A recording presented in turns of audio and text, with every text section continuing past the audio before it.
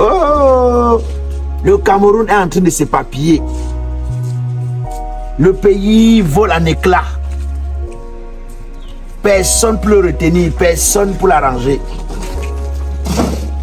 Le pays est en pleine puberté. Le pays est en pleine puberté. La puberté a attrapé le pays. Ça gesticule de partout. Personne ne va aider l'autre. Nous sommes maintenant dans la République, chacun pour soi, Dieu pour tous. On a déjà créé le Avema, après, il manque seulement le pâté, chacun part. Le médicament de ton moteur est désormais disponible sur le marché camerounais. Gold Oil. Gold Oil est une huile moteur de haute performance. Contact 653 72 04 95 671 51 63 35. Gold Oil, le docteur de votre moteur.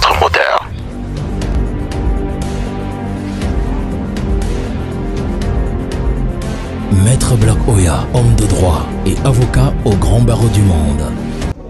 Docteur Monkam Galamo, le tout-puissant docteur depuis Washington, docteur en mathématiques, précision vous l'appelle.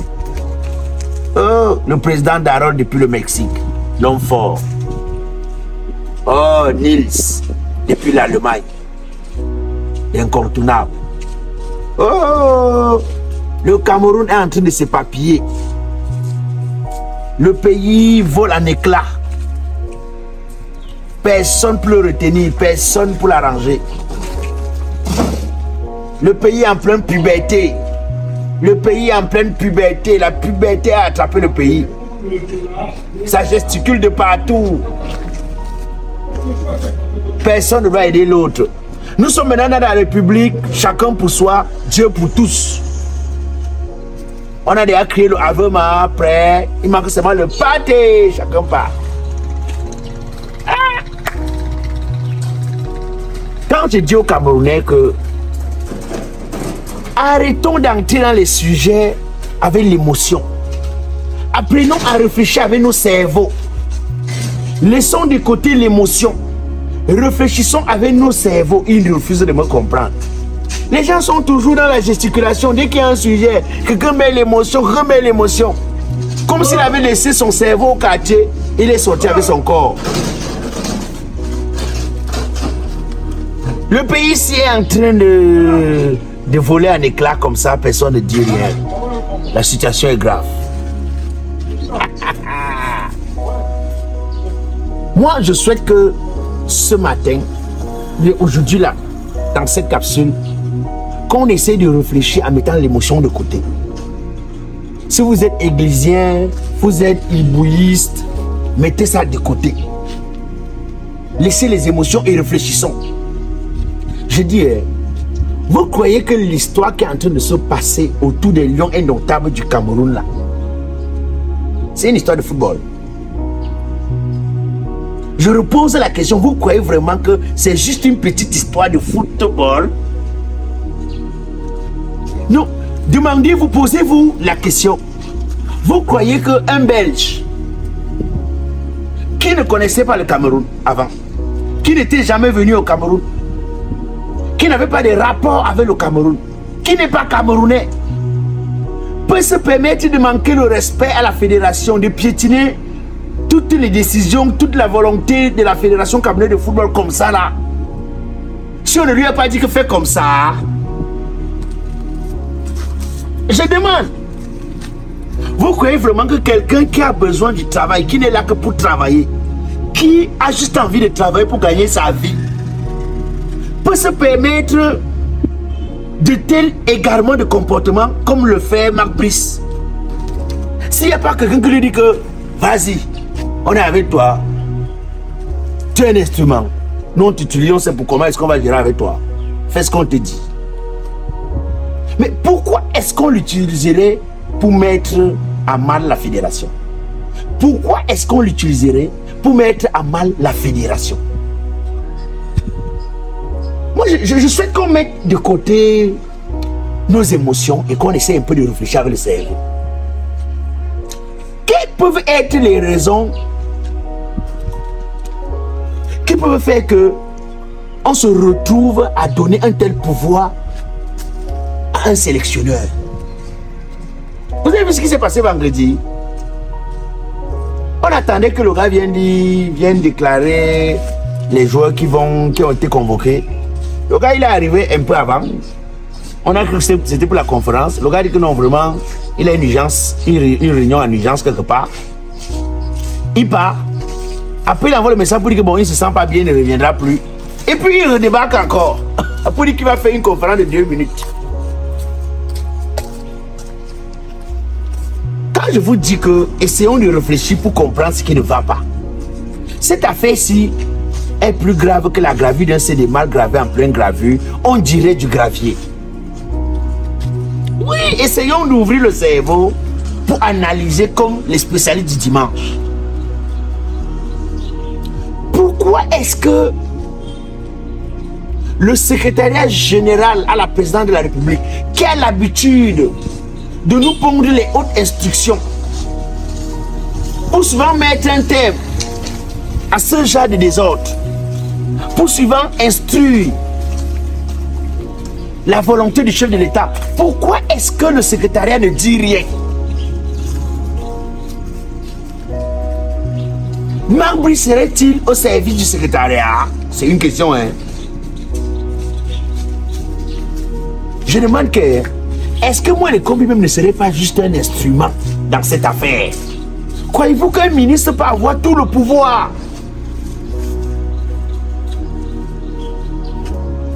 Un ministre peut-il se permettre, tenant compte que c'est l'équipe nationale du Cameroun, c'est le lion indomptable du Cameroun,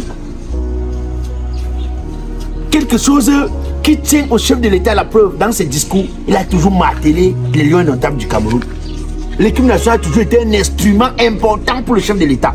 Croyez-vous vraiment que les gens peuvent se permettre de jouer avec cet instrument-là si la lutte n'est pas plus grande que ce que l'on ne voit pas ou ce qu'on n'imagine pas? Ça, c'est des questions. Pourquoi Samuel Eto'o peut-il être autant menacé si ce n'est pas une lutte à la tête de l'État de notre pays? Pourquoi Samuel Eto'o peut-il être menacé? Je vais dire la fédération que Samuel Eto'o dirige peut-elle être menacée de cette façon? Et l'ami de Samuel Eto'o, dont nous connaissons tout ce qui est Baboké, n'utilise même pas sa position dans le pouvoir pour que l'on restaure la vérité ou alors que l'on remet la fédération dans son plein pouvoir. Ou la lutte est en train de se faire en haut lieu et nous ne sommes pas informés. Parce que c'était que la lutte des petits. Je ne suis pas sûr qu'on en serait là. Je crois que cette lutte, c'est la lutte des dinosaures. Ouais. J'ai l'impression que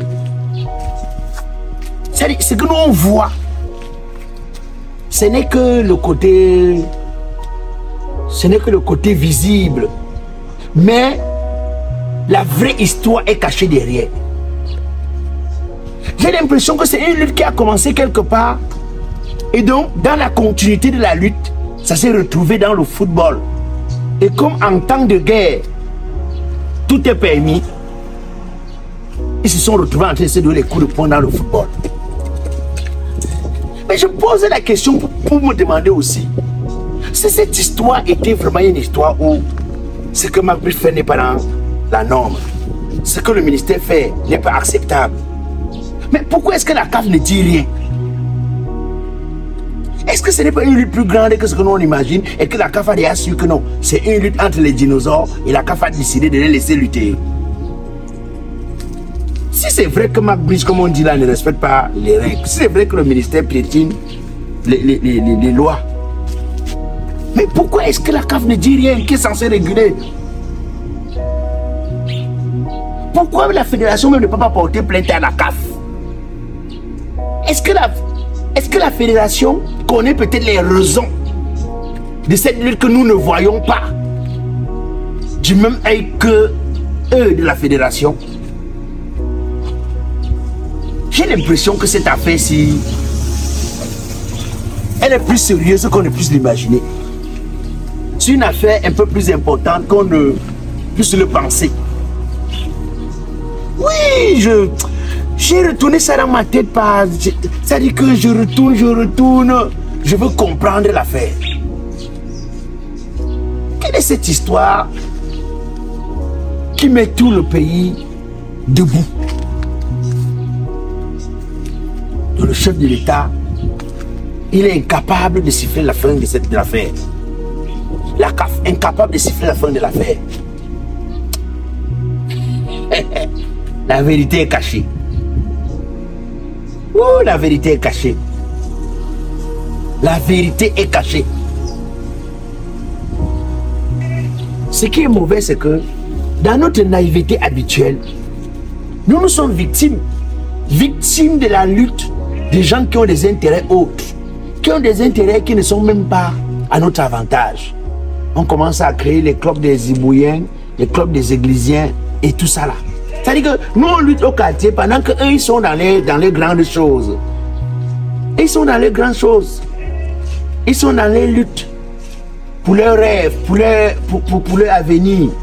Nous on est là au quartier dans nos petites bagarres. Non, je suis fan de tel. Non, vous ne pouvez pas parler à tel. Non, alors que la lutte même, c'est pas une petite lutte. Parce que effectivement c'était une lutte juste pour les lions indomptables du Cameroun.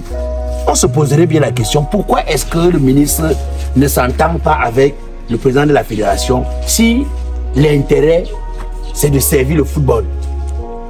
L'intérêt c'est de servir l'équipe nationale qui est un bien public, un bien pour tous les Camerounais. Moi je crois qu'il y a une autre chose qu'on ne nous dit pas. La lutte est plus grande que ça. Ce qu'on nous montre, ou alors l'angle dont nous prenons l'affaire n'est pas l'angle qu'il faut prendre l'affaire là. C'est pas une histoire de ballon qu'on veut jouer, non, non. Ah. En tout cas, je vous ai déjà dit, vous le savez, si vous avez besoin d'une huile pour redonner la force, la vitalité à votre moteur, vous avez besoin d'un médicament pour soigner votre moteur, si vous avez besoin de vidanger votre moteur et lui donner plus d'efficacité, vous connaissez quelle est l'huile indiquée, c'est Gold Oil. C'est Gold Oil. Donc n'allez plus ailleurs parce que, comme je vous dis, doucement, doucement. Allons Bienjou. Bienjou, dis à ton frère que je ne souhaite plus que vous m'appelez. Ni lui ni toi de m'appeler plus pour l'argent. Vous croyez que je ramasse l'argent Bienjou? Mais de l'or. Vous croyez que je suis une banque? Même à la banque, il y a des moments où il y a un manque d'argent. Ou bien vous croyez que l'argent c'est un grain de maïs que tu mets dans le sol, après ça te donne un épi de maïs. Je vous ai demandé que faites-vous former à un métier. Vous me dites quoi? Bienjou qui t'a dit que quand on est à Bafoussam, il n'y a pas de centres professionnels, des centres qui travaillent respectant les normes et les règles de formation, des centres qui ont déjà transformé des vies. Qui vous a dit ça? Il y a Vocation Training Institute of Mana. Vocation Training Institute of Mana offre des formations dans plusieurs domaines: esthétique, cosmétique, graphisme de production, coiffure professionnelle. C'est-à-dire que Bienjou, les histoires que tu entends que pédicure, manicure, sédicure, et ils forment dans ça. Secrétariat bureautique, secrétariat comptable, tu veux faire le graphisme de production. Bienjou, quels sont les domaines qui ne forment pas dedans? Et la chance que tu as, c'est que là-bas, ils ont les relations dans les grandes structures pour les stages. Parce que tu sais qu'une formation sans connaissance pratique ne sert à rien. Donc, ils sont 100% pratiques. Vocation Training Institute of Mana, c'est l'endroit qu'il faut aller pour ne pas regretter plus tard. Pour finalement être prêt à servir. Et prêt même à se servir soi-même. Voilà. Va là-bas, tu prends les renseignements, je vais payer. Ils sont même pas chers dans les formations là. Prends les renseignements, je vais payer.